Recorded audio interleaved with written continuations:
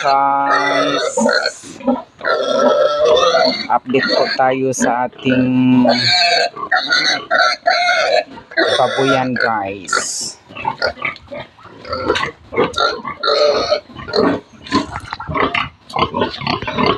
Muna ang akong mga alagang baboy. Muna sila guys.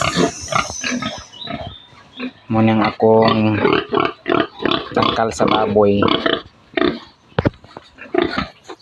Yan, napod ko'y itik. Nagsuroy-suroy na siya guys. Nangita na siya og mga pagkaon. Pero ako na siyang pasawan ganinang buntag sayo.